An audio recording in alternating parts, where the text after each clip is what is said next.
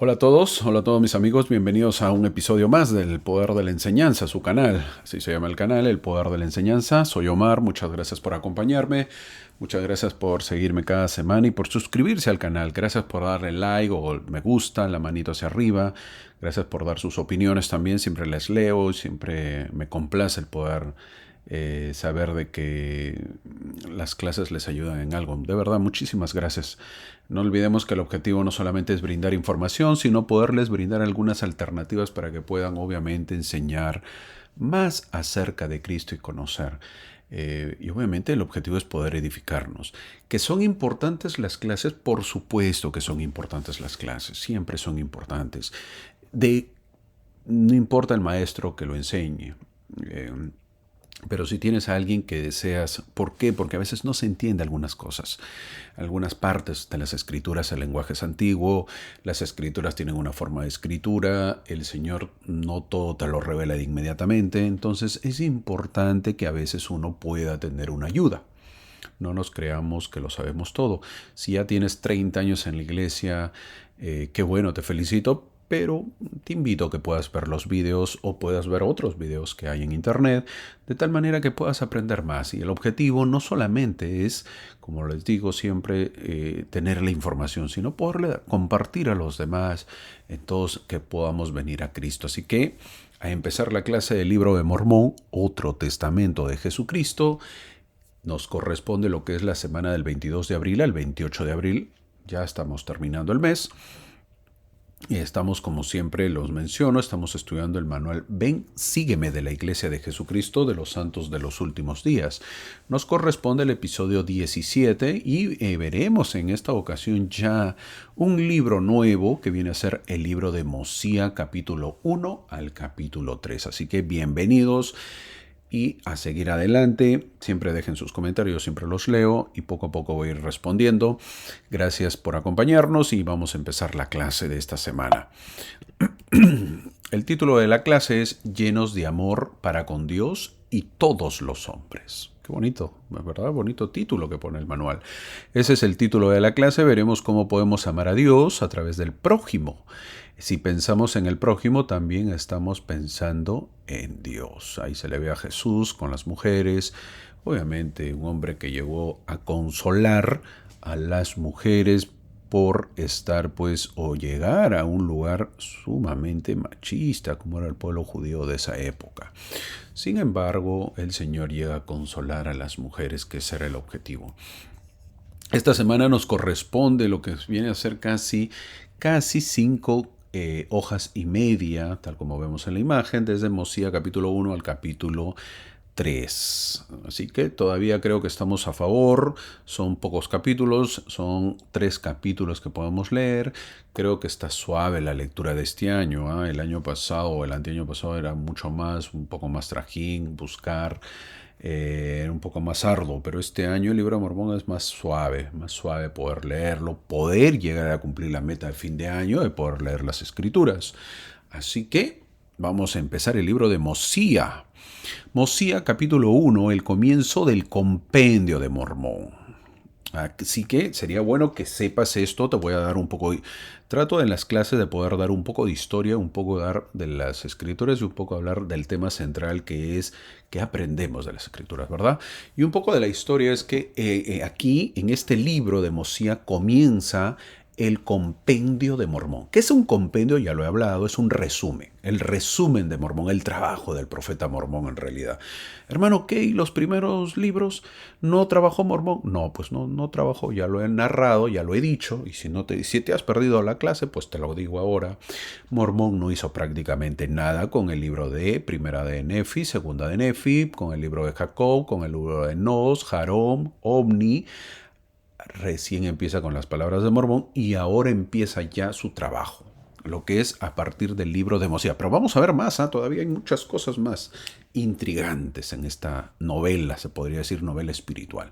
Así que ahora empieza el compendio del libro de Mormón. El compendio de Mormón, si nunca lo sabías, pues ya lo sabes, mira. Porque a veces dicen, oye, ¿por qué se llama el libro de Mormón? Pues por este trabajito que hizo el gran profeta Mormón. Pero que mucha gente que no sabe, obviamente cree que José Smith lo hizo, lo tradujo, perdón, lo escribió, lo inventó, dice, ¿no? Cosa que no es, ya lo he dicho cientos de veces, o decenas de veces, todavía creo que no llego al ciento de veces, pero que hubiese sido imposible que lo haga José Smith. Vamos a hacer un preámbulo, ¿está bien? Para explicar un poco más acerca de cómo empieza estas planchas, que ahora ya los tenemos obviamente traducidas, ¿verdad? Ahora debemos saber de que tener en cuenta de que la historia principal del libro de Mosías se cuenta en tercera persona. Eso tenemos que saberlo. Tercera persona, hermano, no me hable de eso, que es un poco de la gramática. Yo no fui bueno en la gramática. Bueno, te voy a explicar. Cuando uno habla de tercera persona, quiere decir que una persona está contando de otros. Está hablando de otros, eso se dice la tercera persona, en lugar de en primera persona, como era costumbre de los libros anteriores del Libro de Mormón. Esto es muy importante saberlo. La razón de esto es que ahora alguien más está contando la historia y ese alguien más es ¿quién? Mormón. Es decir, primera de Nefi, segunda de Nefi y Jacob, los demás libros están escritos en primera persona. ¿Por qué? Porque Nefi es el que escribe, pues, y él cuenta lo que le ha pasado a él. En este caso, a partir de Mosía, no es así. ¿Por qué? Porque el que cuenta es Mormón, no cuenta Mosía o los que han vivido en ese tiempo, no cuentan esa historia. ¿Por qué? Porque ellos escribieron en primera persona, pero escribieron tanto que pasó el tiempo y Mormón ha tenido que leer toda la historia que ellos han escrito y obviamente está haciendo su resumen. Por lo tanto, Mormón es el que escribe y viene a ser la tercera persona que escribe. Entonces, a veces el lenguaje va a estar contado por Mormón. Eso hay que tener un poquito de paciencia, porque a veces confunde. Va a decir, ¿quién está hablando aquí? ¿Mosía? No, está hablando Mormón a veces. A veces también lo pone a Mosía, o al libro que veamos. Así van a ser los siguientes libros, ¿eh? Hay que tener un poquito de paciencia y vamos a tratar de poderlo, les voy a tratar de poder ayudar. Por eso digo que siempre, si uno no ha tenido mucha experiencia en las escrituras, primero. Segundo, si uno no ha leído mucho las escrituras. Tercero, si uno no ha leído obras, si no ha leído novelas o libros, es complicado a veces leer las escrituras inmediatamente y entenderlas. No lo vas a hacer. Es muy difícil. ¿Por qué? Porque primero no estás acostumbrado a leer. Segundo, quien habla en las novelas o en las obras que uno lee, el autor cuenta, el autor a veces que está escribiendo se pone como tercera persona, lo cuenta como primera persona. Es todo un intercambio. Entonces, aquí Mormón está contando el resumen que él ha hecho. Con el comienzo del libro de Mosía comenzamos nuestro estudio del resumen que hizo Mormón de varios libros que se habían escrito en las planchas. ¿Dónde? ¿En qué planchas ya vamos a empezar también? Las planchas mayores de Nefi. Hermano, ¿y dónde dice eso un poquito? Tercera de Nefi, capítulo 5, del versículo 8 al 12. Te puede ayudar esto un poco más. Así que préstame atención, créeme nomás, déjate creer, déjate explicar y cree un poco lo que yo te estoy diciendo, porque te estoy contando la verdad. Hay cosas que a veces no las puedo decir al milímetro porque me va a ocupar mucho tiempo y no lo tengo en este tiempo, que trato de resumirlo para que pueda ser un poco más corta la clase. Entonces tú trata de creer, yo te voy a ir dando la información y tú trata de anotarlo y luego lo verificas. Para ello también vamos a ver nuestra tabla. ¿Se acuerdan esta tabla? Siempre lo he venido. He tratado de elegir la mejor tabla, la más didáctica. Y para aquí está pues mi tabla, que ya esta tabla, los que me siguen en la clase ya lo deben ir conociendo. El libro de Mosía y los 5 libros siguientes que vienen a ser Mosía, Alma, Elamán, Tercera de Nefi, Cuarto de Nefi y Mormón. En total son 6. Mosía, Alma, Elamán, Tercer Nefi, Cuarto Nefi y el libro de Mormón, fueron todos resumidos o condensados. ¿Por quién? Por Mormón. Ahí está. Todos ellos fueron escritos o resumidos por el profeta Mormón. Es el trabajito que tuvo. ¿Ah? Las planchas mayores de Nefi, que contienen el libro de ley. El libro de ley también, por cierto, me olvidé. El libro de ley que contiene, a partir de las planchas mayores de Nefi, incluido el libro de ley, ¿se acuerdan? El libro de ley. Pero, ¿qué contenía el libro de ley? Las cuales fueron pues las 116 páginas que se perdieron, ¿verdad? Y estas versiones abreviadas fueron escritas por Mormón en las planchas. Todo eso fue escrito en las planchas. Ahí está, le tomaron una foto a Mormón. Eso es de los videos del libro de Mormón, creo. Ahí está Mormón tratando de escribir. antes de ir a las guerras, a las peleas que tenía, que llevan, obviamente, por eso llevan su nombre, pues, ¿no? Las planchas de Mormón. Se le puso el título, él mismo creo que lo puso el título. Dijo, el trabajo que me han dado, que es grande, bueno, pues déjenme ponerle mi nombre, aunque sea. Estas son las mismas planchas que se le dio a quién, a José Smith. ¿Quién le dio? El ángel Moroni, pues. Él recibe estas planchas que vienen a ser el ángel Moroni y José Smith las traduce. Si lo vemos aquí, el cuadro, en la margen izquierda dice las planchas mayores de Nefi que contenían pues a Lei, a Mosía, a Alma, a Elamán, tercer Nefi, cuarto Nefi y Mormón. Pero Mormón del capítulo 1 al 7, porque los demás ya lo veremos que lo escribió su hijo Moroni. Entonces, todo eso resume lo hace Mormón y los pasa a las planchas en la parte derecha, a las planchas de Mormón, ya que él llevaba su título y que estaba haciendo el resumen. Hay que entender que él empieza, y eso lo traté la semana pasada en son de broma, que es verdad, pero en son de broma, él empezó a traducir las planchas mayores. ¿Y qué tradujo? Él tradujo lo que es el libro de ley. Sin embargo, pues él después de haber traducido, parece que se da cuenta que todas esas partes que él había traducido, estaba traduciendo, estaba escribiendo en las planchas, eso se iba a perder. Él se entera después de eso. Entonces, ¿qué hace? Parece que, como le dije, ¿no? De repente se enojó, pues, hey, mira, hago tanto trabajo y al final esto no sirve de nada porque nadie lo va a leer, porque se va a perder, porque un tal Martin Harris me pierde las 116 páginas, entonces no hice nada. Todo el trabajo que hice fue en nada. Es por eso que el Señor, ¿verdad? Estamos suponiendo eso porque no está escrito en ningún lugar. Entonces le dijo, mira, ya están las planchas menores. Sí, hay unas planchas menores en las cuales tú cógelas y ponlas después de las planchas de ley que has escrito, que has hecho el resumen o has escrito, las pones ahí porque lo primero sí se va a perder, pero luego lo que sigue ya serán las planchas menores que lo va a traducir José Smith. Entonces a partir de ahí él empieza el profeta Mormón y traduce lo que viene a ser desde Mosía hasta Mormón capítulo 7.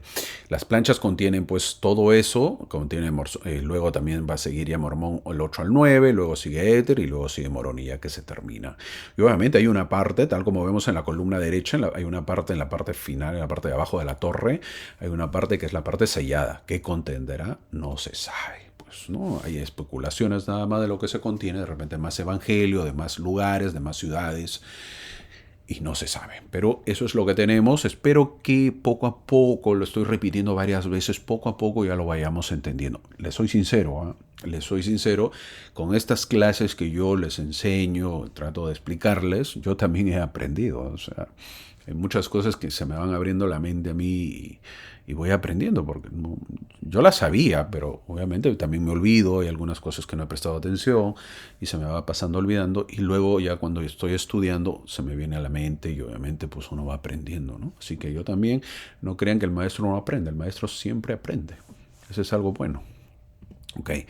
Uno de los aspectos curiosos del libro de Mosía, miren en la parte de arriba, en la parte roja que está ahí, un cuadro rojo que están viendo, lo he puesto a propósito, por si acaso, para que no digan de qué se trata. Lo he puesto en la parte superior y ahorita lo vamos a ver de qué trata. Uno de los aspectos curiosos del libro de Mosía es lo que no está aquí. El libro de Mosía es un poco... empieza directo prácticamente, por eso le he puesto en el cuadro superior en rojo, ahorita lo vamos a ver. En todos los libros que Mormón resume o resumió de las planchas mayores de Nefi, ¿verdad? Porque había dos planchas, en todos los libros, en Alma, en Elamán, tercer Nefi, cuarto Nefi, hay un prefacio que explica el contenido de cada libro. Eso no ha sido escrito por el profeta o por la iglesia, sino que eso fue escrito por Mormón, el prefacio, el anterior, el título, se puede decir, explicado. En cambio, hay un prefacio, eso que explica, pero no hay uno para Mosía. Por eso está el cuadro en rojo. No hay nada ahí. Está vacío, no dice nada, no hay un prefacio del libro de Mosía. Mosía es en gran medida el mismo tipo de libro que los demás, por lo que la lógica nos dice que debería tener un prefacio. La pregunta es ¿por qué no tiene el prefacio? La mejor explicación para su ausencia es que estaba escrito en las planchas. ¿correcto? Ese prefacio, pero era parte de las 116 páginas perdidas, parece, ¿no? Es por eso que no tiene prefacio. Junto con lo que parece haber sido el capítulo 1 y quizás el capítulo 2 de Mosía. Muchos dicen que el capítulo 1 de Mosía, aquí lo estoy marcando, el capítulo 1 de Mosía que tenemos ahorita y que lo estamos viendo y que está marcado en la elipse en roja, es en realidad a partir del capítulo 3. Muchos dicen eso, muchos estudiosos del libro de Mormón, ya los eruditos dicen que no es en realidad el capítulo 1, sino es el capítulo 3. Hermano, el capítulo 1 y 2 y el prefacio, eso estaba dentro de las 116 páginas que obviamente se perdieron. ¿Ok? Para no confundir y entenderlo bien, retrocedemos un poco. La clase pasada, ¿se acuerdan? Vimos a Mosía en el libro de Omni. Estoy haciendo un recuento para entenderlo, quién es quién, si no nos vamos a perder. La clase pasada vimos a Mosía en el libro de Omni, que sale de los nefitas, ¿verdad? Dijimos que lo llamaremos Mosía 1. Este Mosía sale y llega a Zarahemla. Luego es rey y tiene a Benjamín. Él llega a Zarahemla con su gente, con su pueblo, un poco de pueblo, porque los demás se quedaron, y llega a él tener a Benjamín. Benjamín tiene hijos, supuestamente el mayor es Mosía. Tiene 3 hijos, si no me equivoco. Y el mayor es Mosía, el que es el autor del libro y al que llamaremos Mosía 2. Este libro, que dice el libro de Mosía, es el hijo de Benjamín, o el nieto de Mosía. ¿Ok? Espero que me lo entiendan más o menos para saber de qué trata. No van a pensar que es el mismo Mosía que salió del pueblo nefita. No, sino ya viene a ser el hijo de Benjamín. Es el libro, el título que lleva su nombre. En el versículo 1 dice, no hubo más contienda en toda la tierra durante el resto de sus días, dice el versículo 1. La paz no llega a los nefitas mediante la buena suerte. ¿Eh? No es que es buena suerte y, ay, qué bonito y hay paz. Benjamín ha tenido que luchar con la fuerza de su propio brazo. El rey Benjamín con la espada de Labán en defensa de su pueblo. Más importante aún, Benjamín había limpiado el vaso interior al enseñar al pueblo y al llamarlo al arrepentimiento. Lo hizo con la ayuda de muchos asistentes y ellos hablaban la palabra de Dios con poder y autoridad. Y así usaron pues mucha aspereza a causa de la dureza de cerviz del pueblo. El pueblo era duro.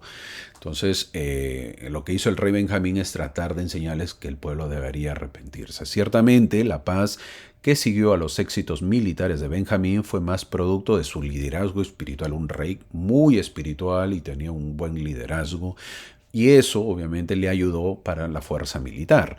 En el mundo nefita lo único que impide que los lamanitas ataquen es una vida recta de los nefitas. Si los nefitas tenían una vida recta, no iba a haber guerras y no iban a ser atacados. Si Benjamín hubiera dependido únicamente de la fuerza militar, sin llamar al pueblo al arrepentimiento, yo creo que habría luchado pues contra los lamanitas durante el resto de sus días. ¿No? Toda la vida guerra y guerra. Pero acá dice que en los versículos primeros que estamos leyendo, obviamente dice que ya no hubo contienda en toda la tierra durante el resto de sus días. O sea que el rey Benjamín ya vive una vida en paz. ¿Por qué? Porque empieza el pueblo a cambiar, a modificarse, a ser mejor, al arrepentimiento. Y eso hace que llegue la paz. En el versículo 2, es lo que estaba hablando al comienzo, los hijos de Benjamín vienen a tener 3 hijos instruidos en todo el idioma de sus padres. Así dice el versículo 2 que se ha marcado. El profeta Mormón nos dice que tal como se le enseñó a Nefi, Benjamín se aseguró de que a sus 3 hijos se le enseñara en todo el idioma de sus padres. Miren, seguían la tradición de enseñar el idioma. Esto incluía el egipcio reformado, usado entre los nefitas. Mormón está hablando del rey Benjamín, por si acaso. Los esfuerzos tutoriales del rey Benjamín no solo incluyeron animar a sus hijos, sino también enseñarles en el idioma de sus padres. De esa manera ellos podían recurrir a las escrituras y apreciar y buscar registros sagrados. Entonces la pregunta es, ¿qué estamos enseñando nosotros a nuestros hijos? Cuando van a la iglesia les estamos enseñando tradiciones. Cuando van a las clases de la escuela dominical o seminarios les estamos enseñando que pueden recurrir a las escrituras. ¿Y para qué? para que sean personas de entendimiento, para que sean personas de buen criterio, para que puedan saber discernir el bien del mal, para que conozcan a su Creador y puedan recurrir a Él. En los siguientes versículos lo dice también, en el versículo del 3 al 5, por ejemplo. Si no fuera por estas planchas, debimos haber sufrido en ignorancia, dicen los versículos del 3 al 5. Si no fuera por estas planchas, debimos haber sufrido en ignorancia. Mientras Benjamín subraya la importancia de preservar las Sagradas Escrituras, las palabras del Espíritu dadas a Nefi suenan verdaderas. Mientras Nefi luchaba con los impulsos del Espíritu de quitarle la vida a Labán a fin de obtener las planchas, el Espíritu le susurró: «He aquí, el Señor mata a los malvados para llevar a cabo sus justos propósitos. Es mejor que un hombre», ¿qué dijo en 1 de Nefi capítulo 4:13? Es mejor que un hombre perezca, que una nación disminuya y perezca en la incredulidad.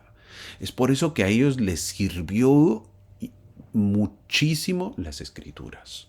Muchísimo. Ahora vemos la importancia de las Escrituras. Entonces, a veces suena feo leer o escuchar que el profeta Nefi pues mató a Labán, prácticamente lo degolló por unas planchas, por unos metales. Recuerdo en una clase dijo mi hermano, por un fierro ahí, el fierro lo llamaba pues a las planchas. Un pedazo de fierro lo mató a un hombre, ¿cree usted que es justo? Me dijeron una vez. Ay, cuando a veces hay que escuchar algunas preguntas también, diríamos, subidas de tono. Bueno, así lo dijeron, ¿no? Las planchas de un pedazo, en realidad dijeron un pedazo de lata. Lata le llaman pues al fierro, ¿verdad? Eso es lata que no sirve de nada. Y nosotros nos damos cuenta que eran escrituras con muchísimo valor, muchísimo. Benjamín ahora está confirmando lo que el Espíritu pues ya le había dicho a Nefi en los 470 años transcurridos. Miren, 470 años transcurridos desde que Nefi obtuvo las planchas de bronce. Los nefitas ciertamente habrían caído ellos en la iniquidad y la ignorancia. ¿Cómo lo habían hecho quién? Los mulequitas. ¿Se acuerdan que la semana pasada también hablé de los mulequitas? ¿Por qué? Porque ellos no hubieran tenido las escrituras. Entonces la gran diferencia es que los nefitas tuvieron el precioso registro del Antiguo Testamento que estaban en las planchas de Labán. Esta fuerza estabilizadora había preservado también su idioma, la doctrina, la historia, las tradiciones y la cultura de los judíos. Es una pena que nosotros no siempre, y eso bueno, siempre pasa, no siempre veamos el mismo valor en ese registro histórico. ¿Recuerdas cuándo se le mandó a Nefi que matara a Labán por las planchas? ¿Recuerdas cuándo se le mandó? Bueno, vemos que gracias a esas planchas, pues como lo mencioné, es que el pueblo sigue en el camino a Dios. ¿Valió la pena? Pues valió la pena. En el versículo 4 dice, habiendo sido enseñado en el idioma de los egipcios, por lo tanto pudo leer estos grabados, dice el versículo 4. Este versículo indica muy claramente que estas planchas fueron escritas, en las planchas que está haciendo Nefi, que está escribiendo Mosía y todo lo demás y que lo está leyendo Mormón, fueron escritas en el idioma egipcio. En el versículo 6 vemos que estas palabras son verdaderas, dice. Y también estos anales son verdaderos. Con el sabio estilo de enseñanza de Benjamín, del rey Benjamín, él instruye a sus hijos y luego él testifica de su veracidad. El testimonio de Benjamín se convierte en parte del testimonio interno del libro de Mormón, que es verdad. Un padre testificando de las escrituras a sus hijos. Y aquí es donde viene la pregunta, ¿cuándo fue la última vez que nosotros le testificamos que las escrituras son verdaderas a nuestros hijos? ¿Cuándo fue la última vez que nos vieron o supieron nuestros hijos que leímos las escrituras? ¿Cuándo? ¿Cuándo fue la última vez que testificamos al frente en la capilla?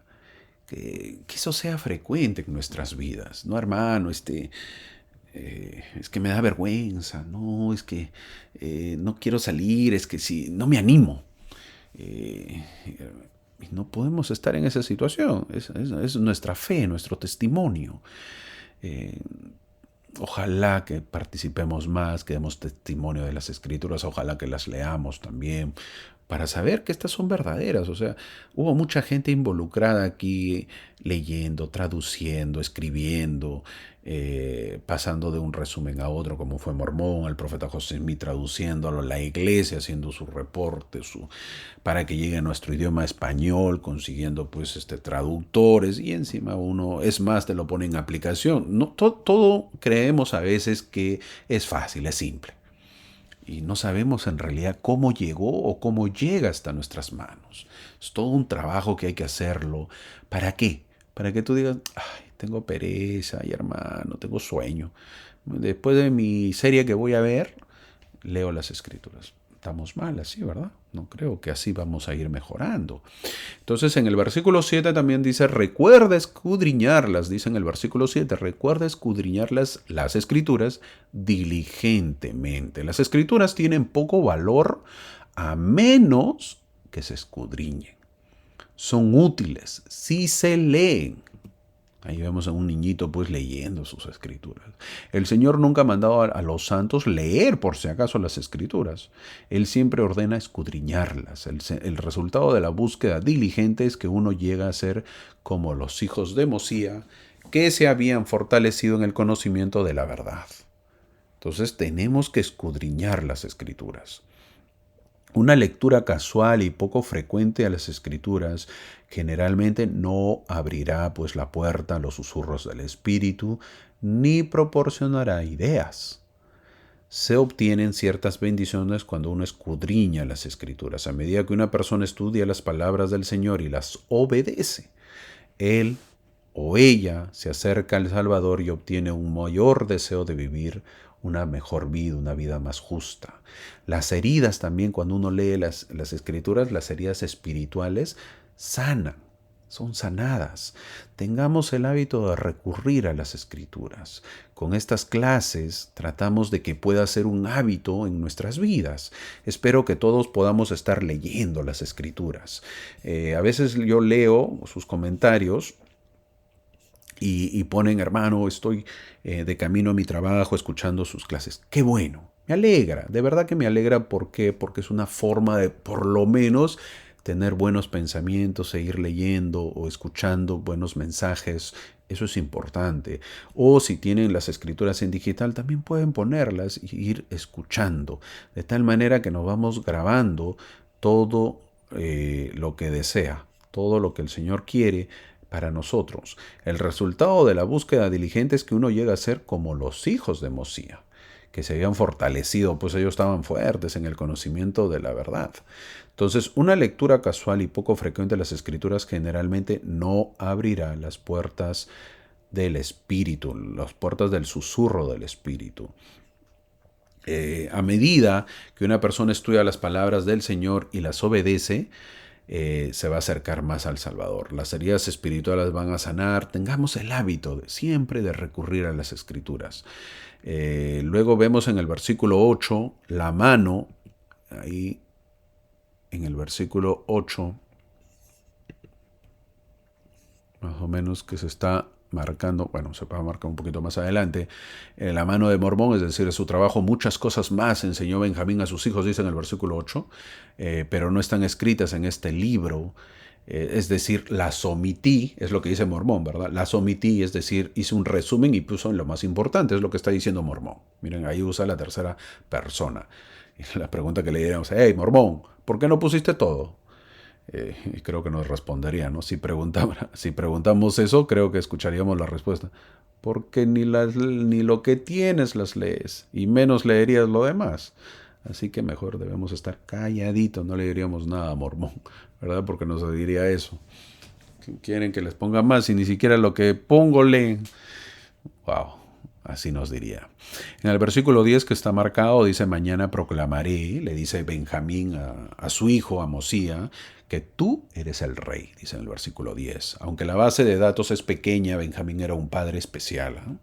Significativamente, su propio desinterés por el estatus, él no tenía interés en el estatus y el poder aparentemente se transmitió con éxito a sus hijos. Qué gran ejemplo, ¿verdad? No, los hijos no se pelean, a él no le importa tanto el estatus. No estaban hambrientos los hijos de poder ni competían entre sí por el reinado. como suele suceder pues en el proceso de la sucesión del rey, ¿no? Su padre, que era rey, había dado el ejemplo. Su hijo sucesor incluso labraba la tierra, se iba a trabajar, tal como lo había hecho su padre, señalando al pueblo que tampoco estaban obligados a sostenerlo. Pensemos, por tanto, en su eficacia como padre. Pues gran padre, ¿no? Buenísimo, ¿no? Qué gran ejemplo, ¿verdad? Si así fuéramos todos, y así fuéramos todos como hijos y como padres, que el mundo mejoraría. En Mosía capítulo el 1, en lo que estamos viendo, el versículo 11 y 12, dice: le daré a este pueblo un nombre que jamás será borrado. Un nombre que jamás será borrado.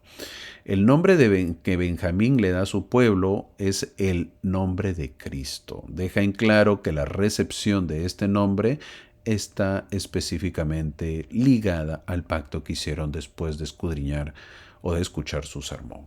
El nombre se da a todos los que habéis entrado en el convenio con Dios de ser obedientes hasta el fin de vuestras vidas. Entonces, en Mosía capítulo 1, el versículo 16 que estamos viendo, dice: también le dio a su cargo los anales, le dice en el versículo 16. O sea que Benjamín, el rey Benjamín, transmite el reinado y también le da los anales, las planchas.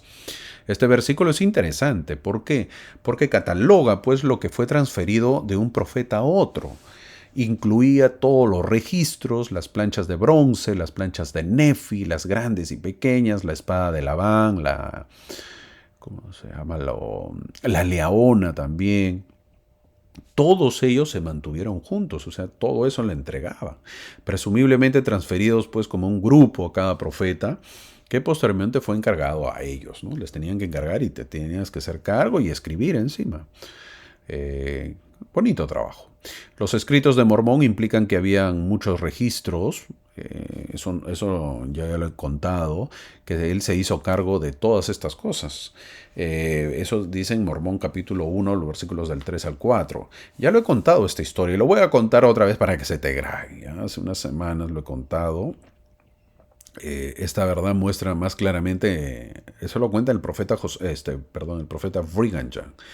Él cuenta lo siguiente, ya lo he contado, lo voy a contar un poco más breve de repente, para solamente recordarlo, y si no lo has escuchado, pues ahora ya escuchas. El presidente Brigham Young, que fue el segundo profeta de la iglesia, él dice que Oliver Cowdery, ¿se acuerdan quién es Oliver Cowdery? El escribiente pues, de José Smith, fue con el profeta José cuando depositó las planchas que ellos habían recibido, bueno, que el profeta había recibido. Cuando José recibió las planchas, el ángel Moroni le ordenó que las llevara de regreso al cerro Cumora. Me las llevan allá, donde las recogiste, José, tú sabes, te vas con Oliver y lo llevan porque ahí lo van a entregar. Y el cual lo hicieron. Oliver dice que cuando José y él fueron allí, se abrió el cerro. Yo en realidad no conozco, algún día conoceré, pero yo todavía no conozco. Ahí lo que dice, yo sé que es como una loma, un pequeño cerro, pero dice ahí, Oliver Cowdery cuenta ya esta historia. Bueno, lo que cuenta Brigham Young dice que ahí es como una puerta. No sé realmente si existirá el día de hoy, no creo, pues obvio, si no ya lo hubieran abierto, ya el ser humano abre todo, quiere romper todo, o debe estar escondido, ¿verdad? Dice que ellos vieron ahí, dice que se abrió el cerro y entraron en una cueva en la cual había una habitación grande y espaciosa. Dice que no pensó en ese momento si tenían luz del sol o la luz artificial, pero como era igual de luz como de día, ¿no? Era adentro, pero no sabían, la cosa es que estaba de día y se veía clarito. Pusieron las planchas sobre una mesa, era una mesa grande que estaba en la habitación, ahí, bueno, ya fueron a dejar, porque ya habían terminado de traducir el libro de Mormón, y fueron a dejar las planchas en ese lugar. Pero ellos dicen que ahí había una mesa y aparte de eso, debajo de esta mesa había una pila, bastantes planchas de hasta 2 pies de alto. Imagínense, casi 60 centímetros de altura, lleno de planchas. O sea, había más planchas que él tenía, que veían ellos. Y en total había en esta habitación más planchas que probablemente muchos carros de carga, esos carritos donde ven los caballos con su carruaje en la parte de atrás, ya, muchísimos, dicen. tantas planchas vieron que necesitaríamos, en otras palabras, muchísimos de esos carros para llevarnos todas las planchas. Estaban amontonadas en las esquinas, a lo largo de las paredes. La primera vez que fueron allí, la espada de Labán pues colgaba de la pared, pero cuando volvieron a ir había sido desmontada y puesta sobre la mesa, sobre las planchas de oro. Estaba desenvainada la espada de Labán y en ella estaban escritas las palabras: esta espada nunca más será envainada hasta que los reinos de este mundo lleguen a ser el reino de nuestro Dios y su Cristo. ¿Eso dónde lo encontramos, hermano? Lo que usted está contando, nos está inventando. Ya les dije al comienzo, crean nada más porque les estoy diciendo la verdad, pero si quieren saberlo, bueno, tienen que aprender inglés y está en el Journal of Discourses de Brigham Young, en el volumen, escuchen bien, volumen 19, que viene a ser el volumen 19. Imagínense cuántos volúmenes hay, página 40, ahí lo pueden buscar. Con esto ya varias veces lo repitió, creo que hasta 3 veces, 4 veces lo he repetido. Ya la próxima vez que lo diga solamente lo mencionaré porque ya con esta vez se nos debe grabar. Entonces vimos que han habido muchísimas planchas, no solamente, claro, el profeta José Smith resolvió solamente las planchas que tradujo el profeta Mormón, y deben haber muchísimas planchas de las que se escribieron, y obviamente todas esas las tuvo que haber leído seguro el profeta Mormón, en las cuales obviamente hizo el resumen, ¿verdad? Así que aprovechemos en leerlas. Versículo 17 dice, como fueron infieles, no prosperaron ni progresaron en su viaje. Benjamín, el rey Benjamín, nos habla de la familia de Lehi que vinieron a las Américas. La única historia que tenemos de Nefi que proporciona un ejemplo de este fenómeno es la de sus pruebas en el barco. ¿Se acuerdan? Cuando él estaba viniendo en el barco y tuvo las pruebas con sus hermanos que se enojaron y casi lo amarran y casi lo avientan, etc. Bueno, es lo único que nos cuenta Nefi. Sin embargo, aquí Benjamín dice que fueron golpeados por el hambre y las dolorosas aflicciones. Nos da más informe de eso. Nefi no entra en detalles sobre una hambruna específica en su viaje. El incidente de la rotura del arco difícilmente pues, se puede considerar una hambruna. Pero el rey Benjamín dice que tuvieron hambruna, pasaron hambruna. Hambruna es un hambre total. Por lo tanto, aprendemos de Benjamín que la familia de Lehi pues, fue castigada con hambre por su desobediencia e infidelidad. Además, no prosperaron ni progresaron en su viaje porque no pudieron hacer funcionar la leona, recuerdan, cuando estaban en el barco. Esto debió suceder en más de una ocasión. Se recordará que a la familia de Lehi le tomó 8 años. Eso dice en Primera de Nefi, capítulo 17, eso lo hemos visto al comienzo. 8 años llegar desde Jerusalén hasta el extremo sureste de Arabia, la supuesta ubicación de la abundancia. ¿Se acuerdan? El lugar que llegaron 8 años habían pasado ya, por eso habían tenido pues a Jacob, a Sam también lo tuvieron en el desierto. Esta distancia podría recorrerse fácilmente.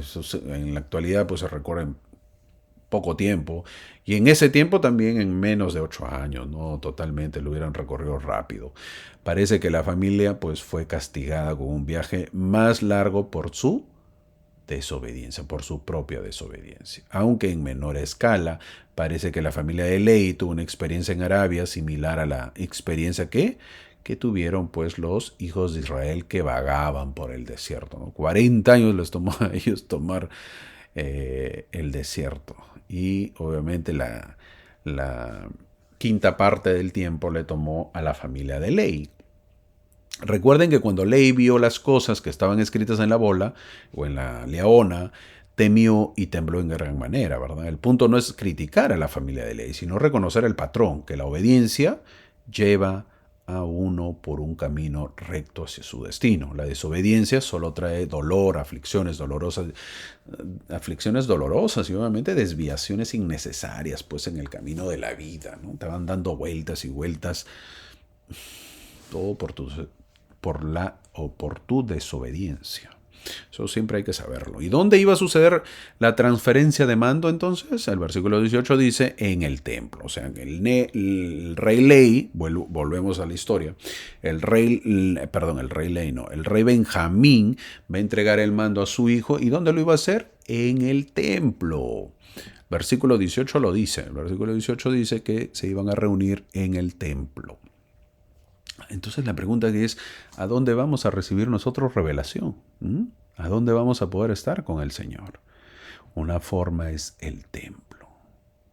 Tenemos que ir más frecuentemente al templo. En Mosea, capítulo del 2 al capítulo 5, hoy día no lo vamos a ver todo porque solamente es hasta el capítulo 3, pero del capítulo 2 al capítulo 5 toma nota, son conocidos como el sermón del rey Benjamín. Ahí está el título. El sermón del rey Benjamín. Hay pasajes en el libro de Mormón que están llenos del espíritu de profecía y revelación que representan pues un faro de verdad. Es como un faro. Para todos aquellos que lo leen, sí, mi hermano, una luz. Esa luz de verdad que uno desea en la vida. El sermón de Benjamín es uno de esos pasajes. Es un faro en la vida. El sermón del rey Benjamín.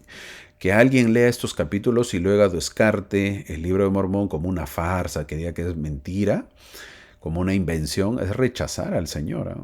Estás rechazando al mismo Señor. Hay que tener mucho cuidado con eso. Entonces, cuando dicen que el libro de Mormón es falso, es porque no lo han leído, pues. Así de simple. No lo han leído. Imagínense todo lo que viene. La visión de Ley, la alegoría de Zenos, y ahora, pues, el sermón del rey Benjamín. No, es demasiada enseñanza. Muchísima enseñanza y creer, no, el libro de Mormón es falso. No, es porque no lo has leído. Tienes que leerlo para poder opinar. Con la excepción de las palabras de Cristo, ningún discurso en las Escrituras supera al del rey Benjamín. Anótalo. Eso, después del mensaje de Cristo, pues está el sermón del rey Benjamín. Precioso, buenísimo. Eso lo vamos a ir viendo nosotros. Está pronunciado en el templo de la ciudad de Zarahemla alrededor del año 124 a.C., es decir, que faltan 124 años para que nazca Cristo. Este texto es un tesoro escondido en inspiración, sabiduría, elocuencia y profunda experiencia espiritual. De verdad, un gran líder que fue Benjamín que nos dejó esta joya. Es por eso que Mormón considera apropiado incluir este discurso mientras recopilaba los registros nefitas más importantes en el libro de Mormón. Es decir, miren, préstame atención, Mormón está leyendo las planchas y se encuentra con este sermón del rey Benjamín. ¿Y qué pasa? Se maravilla. Él dice, wow, es maravillarse. Tanto así que decide ponerlo todo lo que dijo. Es decir, no traduce nada, no resume nada, no hace trabajo ahí alguno el profeta Mormón. ¿Qué hace en otras palabras? Lo pone tan igual como está. El libro de Mormón tiene este rico y especial sermón. Así que hay que atesorarlo. Los hijos de Benjamín pasaron la voz a todo el pueblo y el pueblo fue al templo para oír a su rey. El versículo 2 nos dice que no eran pocos, sino que eran muchísimos, dice el versículo 2 del capítulo 2. Fueron muchísimos aquí a escuchar pues al rey. El pueblo subió feliz para hacer sus sacrificios, dice, y para que dieran gracias al Señor su Dios, dice el versículo 4. Ahí lo dice el versículo 4. La ofrenda de sacrificio, además de ser un símbolo de la expiación, era un acto pues destinado a mostrar gratitud al Señor. Están agradecidos por la liberación de Jerusalén, por la liberación de los lamanitas, por los buenos maestros y por un buen rey. Por eso el pueblo sube a agradecerle, porque era un buen rey. Ellos mostraron gratitud apropiada al Señor. Creo que uno de los pecados más grandes hoy es el pecado de la ingratitud también. Eso nos corresponde a muchos, somos muy ingratos, no somos agradecidos, nos encanta ser ingratos. La gratitud a veces no está de parte de nosotros y eso no está bien. Tenemos que ser más agradecidos, mucho más agradecidos con los demás. Al ser muchísimos y al saber que no hay modernidad como ahora, como obviamente se reúnen y obviamente él no iba a poder llegar a todos a explicarles, lo que hacen es plantaron sus tiendas las personas, cada uno con su familia, dice el versículo 5. Esto lo hace tan igual como lo hacían los judíos. Los nefitas se reunían en unidades de familia extendida.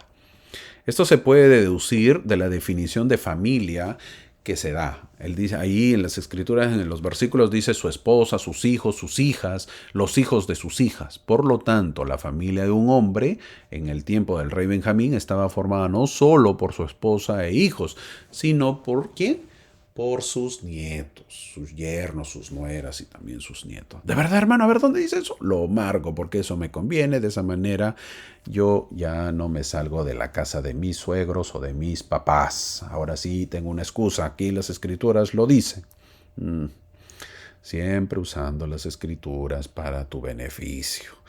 Ahora, este tipo de familia eran así vivían. Este tipo de familia extensa es común en los latinos el día de ahora.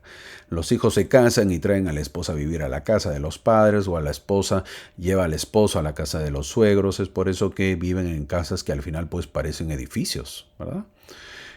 Por ejemplo, yo conocí un barrio, les comento, donde el obispo vivía en el tercer piso y el papá era el presidente de estaca y vivía en el primer piso.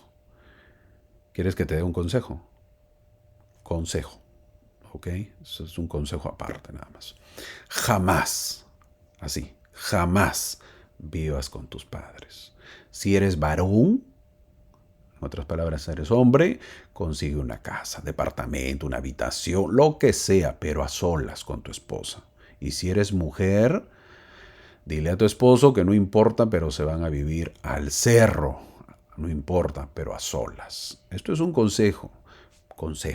Nada más es un consejo. Hermano, ¿y qué dice la iglesia? Porque a mí su consejo, gracias, pero no le hago caso. ¿Qué dice la iglesia, hermano? Si la iglesia me dice, yo hago caso. No dice nada. Bueno, pues ¿qué te voy a decir? No dice nada. La iglesia no se mete. Es decir, que cada uno decide cómo vivir. Y el consejo, entonces, hermano, ¿qué quedamos con el consejo? A ver. Es lo que aconseja el mundo también, no es que yo lo haya inventado. Para que uno pueda crecer como persona, dice el mundo que debemos independizarnos. Como ser humano, el mundo también, obviamente, el mundo también aconseja y da buenos consejos. No todo es malo del mundo y hay que elegir lo bueno. La iglesia no se mete, no opina, no dice opinión. Ya si tú quieres vivir con tus papás, suegros, vive nomás. No pasa nada, dice la iglesia. Sigamos con la clase. Había muchísima gente que el rey construyó una torre, dice el versículo 7, pero aún así era insuficiente. Al parecer no había micrófono, pues, ¿no? O no habían parlantes, así que por más que hablara fuerte, no llegaban a escuchar todos el mensaje que quería dar. Así que ¿qué hizo? Que las palabras que hablaba se escribieran, dice el versículo 8. El rey Benjamín hace un esfuerzo considerable para asegurarse de que el pueblo reciba el mensaje. Primero, hace construir una torre para que su voz pueda proyectarse en una audiencia más amplia. Sin embargo, eso no es suficiente. La multitud es demasiado grande y no todos pueden escuchar sus palabras. Esto es inaceptable para Benjamín. Benjamín no está contento con eso. Tiene sus palabras escritas y entregadas al pueblo. Qué difícil trabajo que encargó a los escribientes, ¿verdad? Sabiendo que no había fotocopias, pero cuando Benjamín terminó, envió entre ellos, deseando saber de su pueblo si creían en las palabras que les había hablado. Es decir, que a Benjamín le importaba conectarse espiritualmente con la gente, con los demás. O sea, no solamente hablarles y ya. No. A ver, yo quiero saber, quiero que todos escuchen o lean los que yo lo voy a hablar o sepan lo que voy a hablar, y luego él mandó a averiguar todavía. No era cualquiera, pues, Benjamín. Bueno, ese ha sido el preámbulo, porque a partir del versículo 9 en realidad empieza el discurso. Todo esto es el preámbulo. ¿Ok? Si quieres saber desde qué momento empieza el sermón del rey Benjamín, del capítulo 2 al versículo 9. ¿Qué dice el versículo 9? No he subido hasta aquí para tratar livianamente las palabras, sino para que me escuches, dice el rey Benjamín en el versículo 9. Las palabras de Benjamín tienen un significado real y requieren una comunicación real y un compromiso real. Quiere que su pueblo escuche sus palabras. En realidad, el deseo de Benjamín de que su pueblo escuche es para que puedan entender y que los misterios de Dios puedan ser revelados ante su vista. Le pide a su pueblo 3 cosas que haga: que abra sus ojos, sus oídos para oír, que abran sus corazones para entender y abran vuestras mentes para que los misterios de Dios puedan entenderse. Se refiere a los principios salvadores del Evangelio de Jesucristo. Se denominan misterios porque no están pues disponibles para el hombre natural. Deben ser revelados por Dios a través de la fe y la obediencia, y están diseñados para llevar a los hijos de Dios a la vida eterna. Entonces, pero la mayoría piensa que los misterios son cosas misteriosas que solo un poco de gente sabe. Grave error. Esos no son misterios. Eso no son misterios. Son misterios porque no están disponibles para el hombre natural. Pero sí se revela. Deben ser revelados por Dios a través de la fe y la obediencia y están diseñados para llevar a los hijos de Dios a la vida eterna. ¿Okay? Entonces tenemos grave error a veces pensar de que los misterios son cosas pues misteriosas, que solamente unas cuantas personas nomás lo deben saber. No, así no funciona. Hermano, ¿y hay vida en Kolob? Ese es un misterio, ¿verdad? Cuando se habla. ¿Hay vida en Kolob? Así, Kolob, han escuchado muchos, ¿verdad? Hable del misterio de Kolob, etcétera, etcétera. Siempre hay esas preguntas, siempre. Son misterios, quieren saberlo. Eso no son misterios. El más grande misterio es el que puedas ejercer la fe y que Dios te haga saber que es verdad. Ese es el más grande misterio. Tener un testimonio. ¿Y por qué es un misterio el testimonio, hermano? Porque solamente uno lo puede saber. Nadie más. Esa experiencia es única. Eso es un misterio. Un misterio es una verdad que no puede conocerse excepto a través de la revelación divina. En realidad es un secreto sagrado. En nuestros días, verdades tan grandes como la restauración del sacerdocio, la obra vicaria por los muertos y el restablecimiento de la iglesia son misterios, porque no podrían haber sido descubiertos excepto por revelación. Ahora, ¿y quién era Benjamín que hablaba esto? El versículo 11 lo dice. Soy como vosotros, dice el versículo 11. Soy como ustedes, para serviros con poder, mente y fuerza. Está claro que a Benjamín no le interesa pues que sea adulado. No, eso no va con Benjamín. Benjamín es un hombre sencillo. Se apresura a explicar que no se considera un semidios, como lo han hecho tantos reyes antes que él. Él está en el otro lado del espectro porque le da el crédito de su éxito al Señor, exclamando que había sido guardado y preservado por su incomparable poder, que contraste de verdad con los políticos de nuestros días, el rey Benjamín, ¿verdad? Totalmente diferente a nuestros políticos de ahora. Benjamín había sido un político brillante en términos militares, morales, económicos, legales, al mismo tiempo que le daba el crédito al Señor por su éxito. Deberíamos seguir su ejemplo antes de atribuirnos el mérito de los éxitos de nuestras vidas. En este hermoso discurso sobre la humildad encontramos una de las claves de la grandeza de Benjamín. Si verdaderamente sintiéramos nuestra dependencia total de Dios como lo hizo Benjamín, afectaría profundamente nuestra vida diaria. Es cuando olvidamos nuestra posición en relación con Dios que comenzamos a confiar en nuestra propia sabiduría, ¿verdad? A buscar nuestro propio ego. Por supuesto, abusar de nuestros derechos e ignorar nuestras bendiciones, pues, ¿no? Ignoramos que somos bendecidos, que la humildad siempre nos acompañe, que podamos imitar ¿a quién? Al rey Benjamín, gran rey. El rey Benjamín sigue hablando, ¿eh? Él sigue hablando a la gente. En el versículo 12 nos dice lo que nosotros siempre buscamos de los políticos, que no procuren el oro, la plata ni riquezas, pero es lo primero que buscan, pues. El rey Benjamín nos recuerda que él ha sido un buen gobernante y que ha enseñado a guardar los mandamientos, dice en el versículo 13. Un gran líder ha sido Benjamín. Es más, en el versículo 14 dice que él mismo ha trabajado con sus propias manos. ¡Wow! Con sus propias manos él trabajó. Verdaderamente Benjamín es un rey excepcional. En realidad estaba dispuesto a trabajar él mismo para reducir, o sea, ¿por qué trabajaba? Para reducir los impuestos para ayudar a su pueblo. Algo imposible de ver en estos tiempos, ¿verdad? Y luego nos dice un versículo muy conocido en la iglesia, así que a marcar las escrituras. Mira lo que nos dice en el versículo 17 que está marcado. Cuando estáis al servicio de vuestros semejantes, solo estáis al servicio de vuestro Dios. Eso es lo que dice el versículo 17. Aprenderse de memoria. Aprenderse de memoria. Cuando pensamos en el servicio, normalmente pensamos en los actos de nuestras manos, lo que hacemos. Pero como se mostró en capítulos anteriores, el Señor mira tanto nuestro corazón como nuestras manos.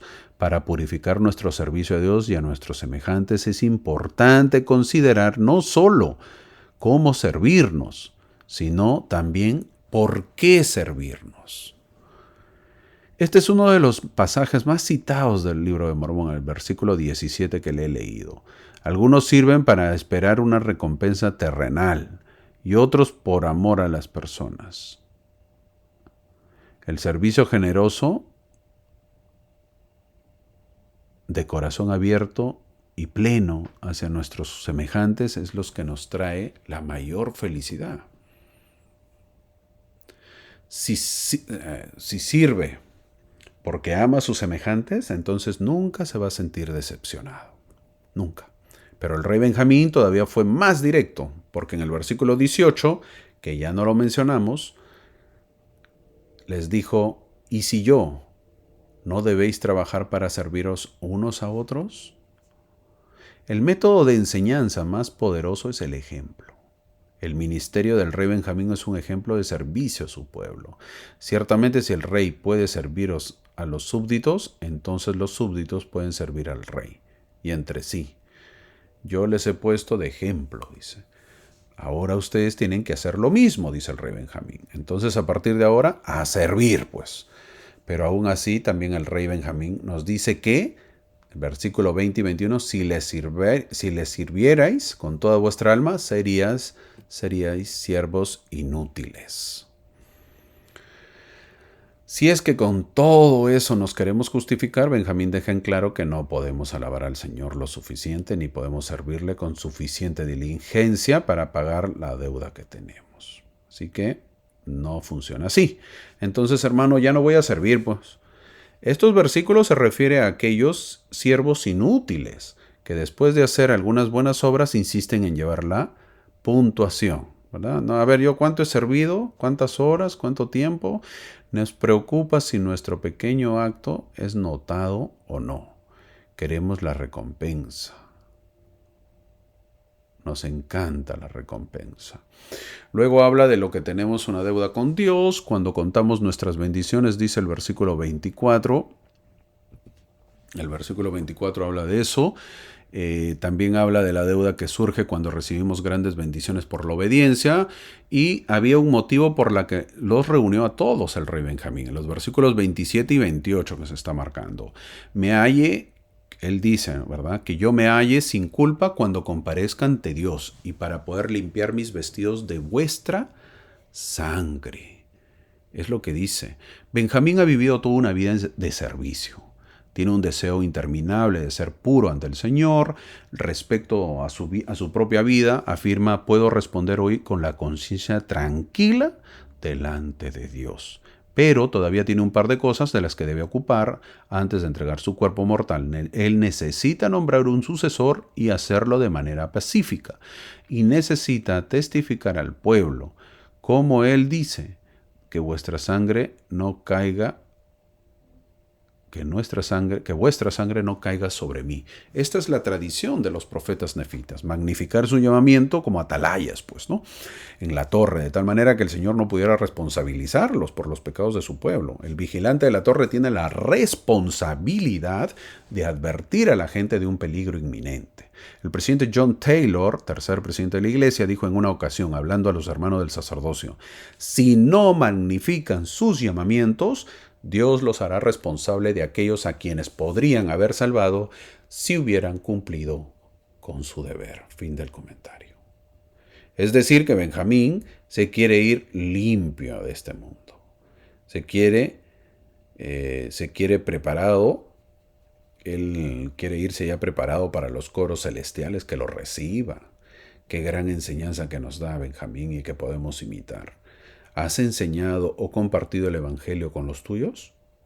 Pregunta. ¿Con tu familia has compartido el Evangelio? ¿Con tus amigos en la iglesia? ¿Has hecho todo lo posible por hacerlo?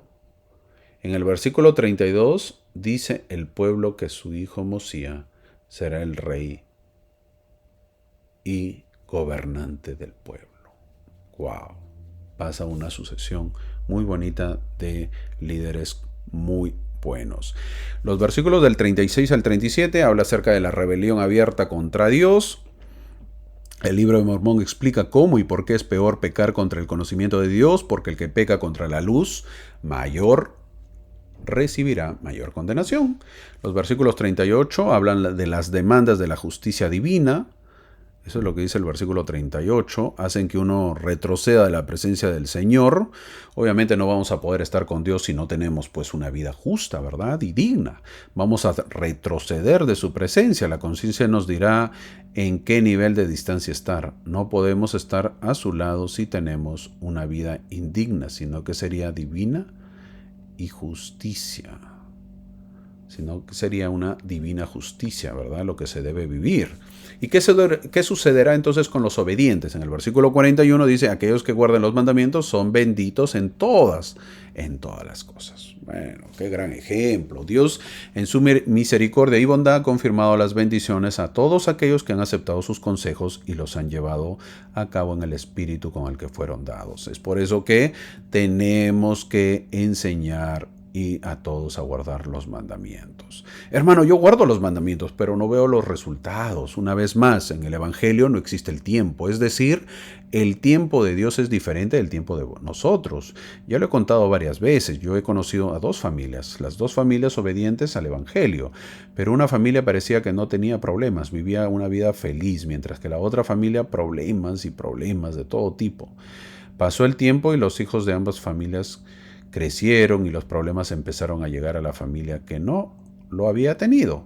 Y la felicidad llegaba a la familia que sí lo tenía.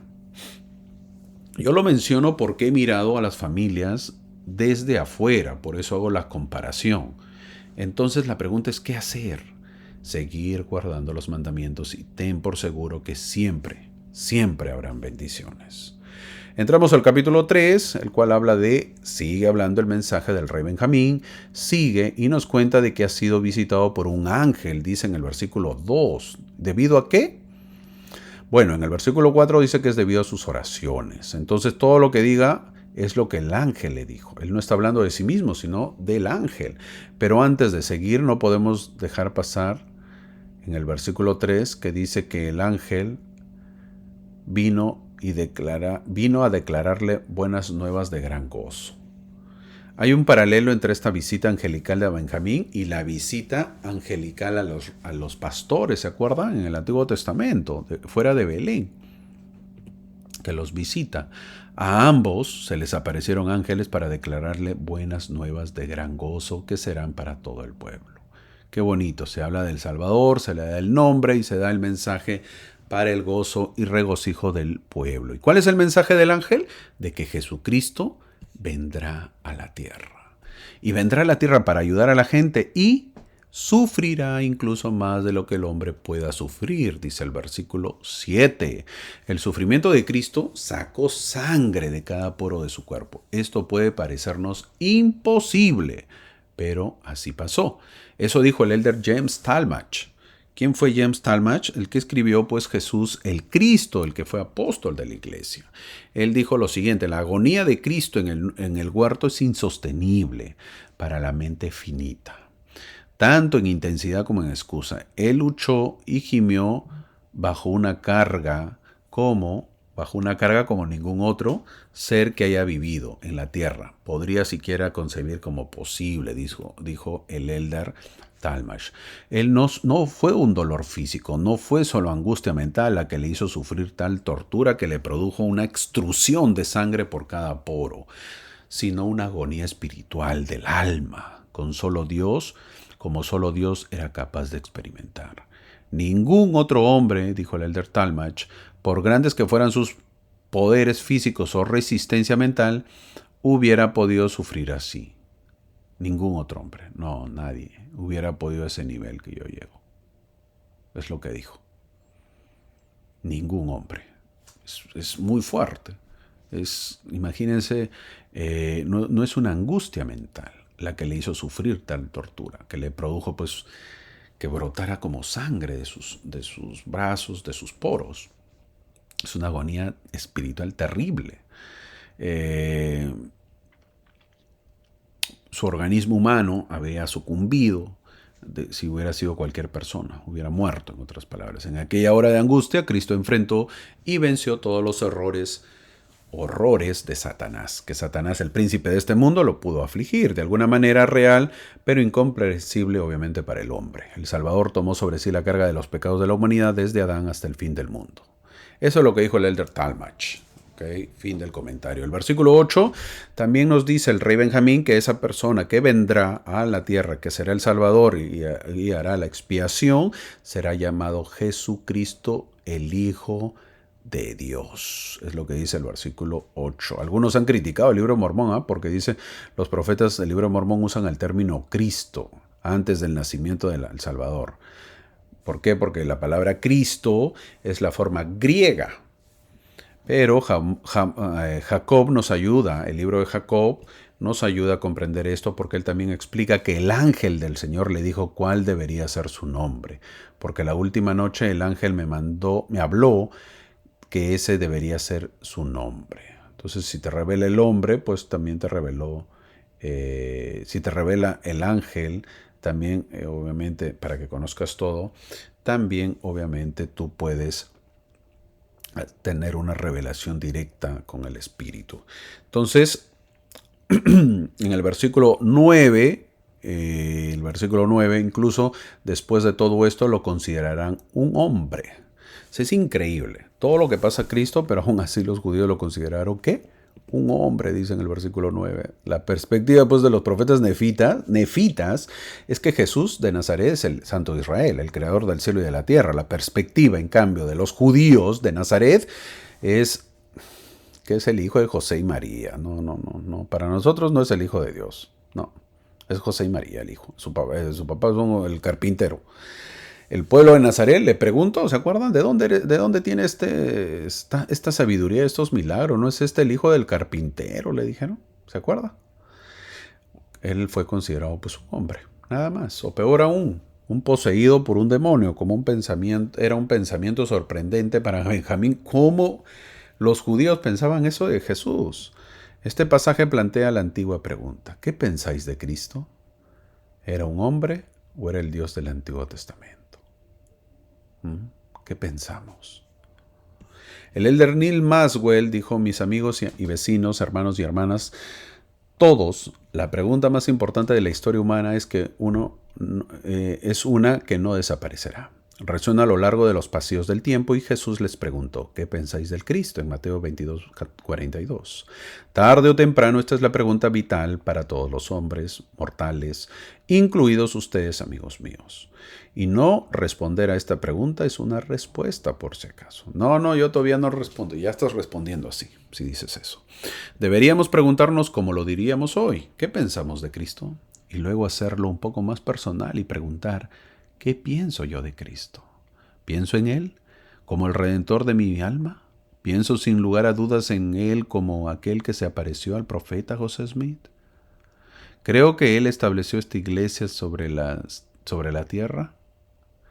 ¿Lo acepto como el Salvador de esta? ¿Soy fiel a mis convenios que recibí de las aguas del bautismo, que significaban que sería testigo de Él en todo tiempo y en todas las cosas y en todo lugar, donde quiera que estuvieran, incluso hasta la muerte? Esa es la pregunta. En el versículo 10 nos dice que Cristo que vendrá, que morirá, resucitará al tercer día. ¡Wow! ¡Qué bonito! La expiación de Cristo también abarca también a aquellos que han pecado por ignorancia, dice el versículo 11. Eso es importante saberlo. La expiación tiene poder para salvar a quienes se encuentran en estado de inocencia. En particular, esto se aplica ¿a quién? A dos grupos principales. El primer grupo, los niños pequeños. Y el segundo grupo, los que no han recibido pues la ley. Ahora, ¿y qué sabía el Señor de su pueblo Israel? El versículo 14 y 15 nos dice algo más. El Señor sabía que Dios vio que su pueblo era un pueblo de dura servicio, un pueblo terco, terco, terco, terco. Es por eso que les dan la ley menor. ¿Para qué? Para que luego ellos de que se preparen puedan recibir la ley mayor. El rey Benjamín deja claro que Jesús es el único por quien vendría la salvación. En el versículo 17 habla que no se dará ningún otro nombre bajo la tierra para ser salvos. Entendemos por las Escrituras que la salvación viene solo a través del nombre de Jesucristo. ¿Por qué? No, hermano, pero yo pertenezco a otra congregación, otra religión. Igual, la religión viene todo a través de Cristo. El día que Él venga, todos confesarán de rodillas que Jesús es el Cristo. ¿Y por qué el hombre tiene que arrepentirse? Entonces, en el versículo 19 lo dice. Porque el hombre natural es enemigo de Dios. Eso es lo que dice el versículo 19. Este es uno de los versículos más citados y discutidos en el libro de Mormón. A menudo surge controversia sobre quién es el hombre natural y por qué es enemigo de Dios. El hombre natural es enemigo de Dios porque va contra la naturaleza de Dios y se opone al plan de Dios de traer felicidad.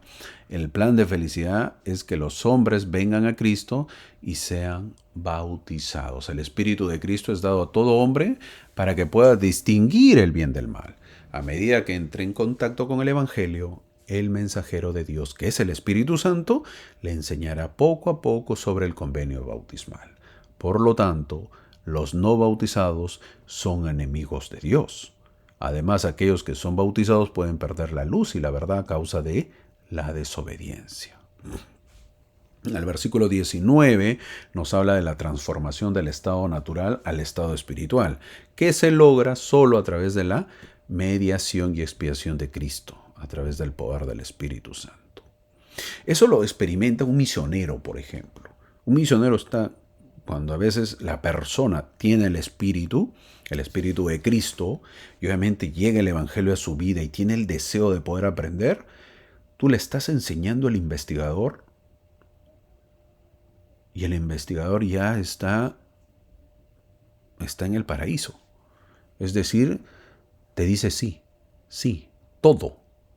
Te está aceptando el Evangelio. Es por eso que, en mi época estoy hablando, no sé cómo se hace ahora, en la segunda visita que tú tenías el gran desafío, eso es fuertísimo, fuertísimo para el misionero que no temblaba al comienzo, pues ya le tenías que invitar a que se bautice.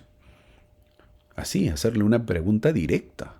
Hermano, ¿usted está dispuesto a seguir el ejemplo de Jesucristo siendo bautizado por alguien que tiene la autoridad de Jesucristo en la tierra? Y la persona, a ver, imagínate, en el segundo mensaje, nada más que tú le estabas compartiendo, ya lo estabas invitando. Y obviamente muchas personas te decían sí. Claro. Otras, obviamente, cuando no hay el Espíritu de Cristo en sus vidas, te dicen no. No, como yo, no. Yo quiero conocer primero, yo quiero saber quiénes son ustedes, yo quiero conocer su iglesia. De aquí a unos 3, 4 o 5 años, de repente me bautizo. Eso es cuando no hay el Espíritu de Cristo. Cuando hay el Espíritu de Cristo, hermano, inmediatamente aceptas. Porque estás obviamente en comunión con el que te está enseñando el Evangelio y con el que te está predicando. Entonces, obviamente a la semana, 2 semanas ya se están bautizando.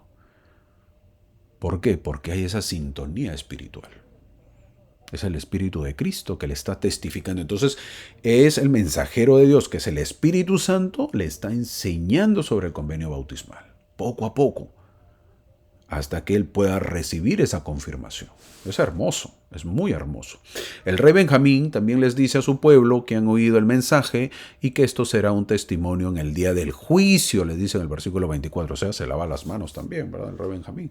Con tanta información de las Escrituras y de los profetas, no hay excusa en el día del juicio. Así que no me vengan a decir en el día del juicio, no me enseñaste. ¿Cómo que no? Yo te enseñé. Es más, les imprimí, les mandé a hacer, los mandé a reunir, les dije todo hice yo. para que no me vengan a decir que no. Así llegamos a la primera parte del discurso del rey Benjamín, un gran hombre. Todavía no termina, la próxima clase lo estaremos terminando, así lo ha puesto el manual.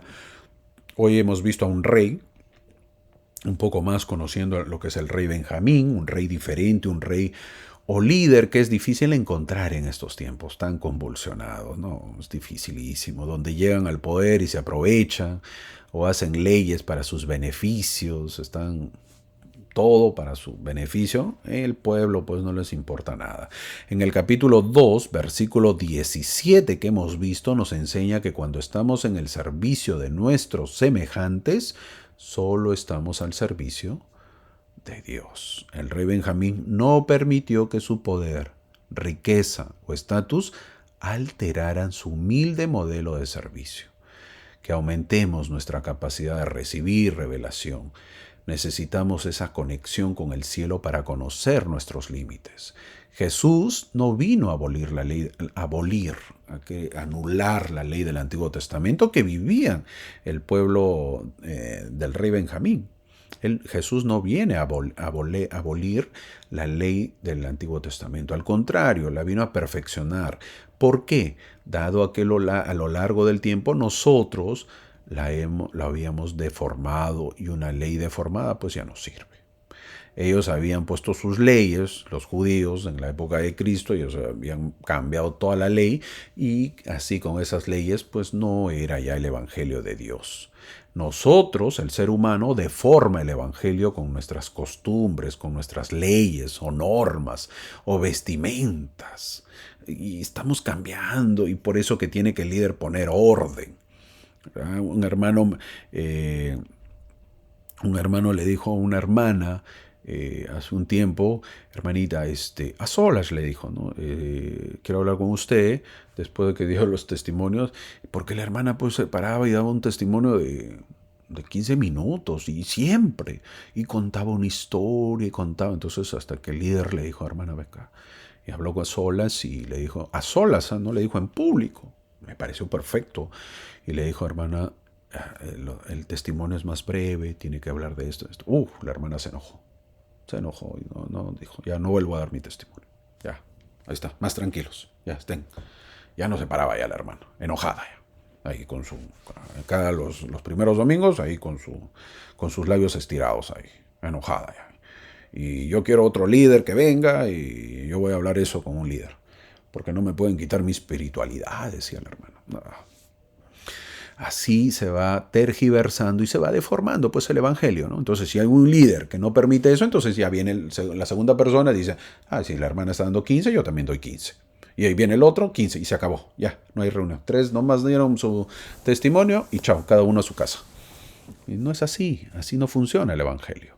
El evangelio de hoy se ve como una novedad, pero es como un compromiso bastante más serio. Eso también tenemos que verlo. La fidelidad al evangelio no es hacer insoportables las cosas, sino hacerlas ligeras y llevaderas. Aquí todos tenemos mucho que aprender.